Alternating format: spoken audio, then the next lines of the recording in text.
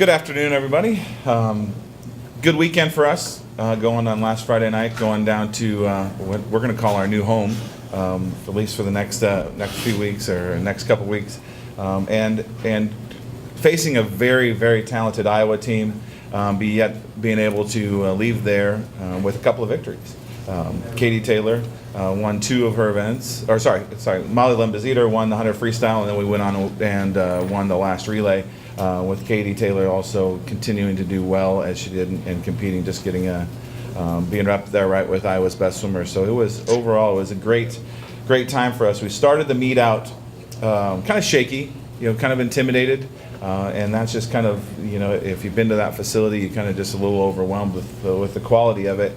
And our girls just kind of came out and were a little shaky up front, but as the meet went on, just as we've done throughout the year, they've calmed down. They got a little bit more confident and a little bit better, and really came along good. The focus of this meet was we had three things. Number one, go in there and compete and try to come away with victory.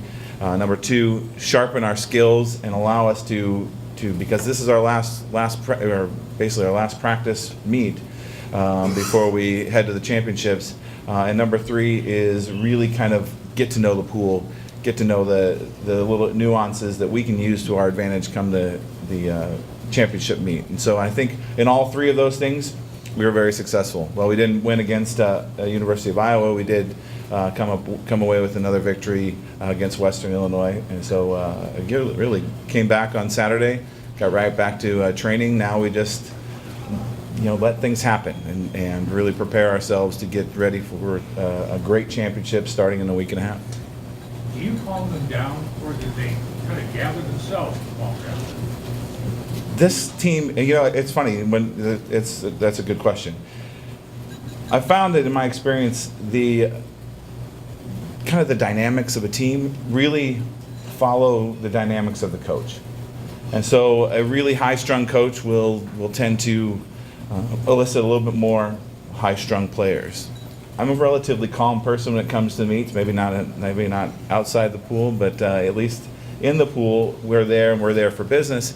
And so they really match kind of the expectations we have and the things. And so this team, no matter what they face, they just stay calm. They just realize, okay, if one race is over, it didn't go their way, we got another one, and they kind of step themselves back up and really take advantage of the opportunities that are in front of them rather than really let their emotions or anything fly from one extreme to the next. They're really level, and this is a very special team to be around, and it's an environment in which they know they can be successful just by being who they are.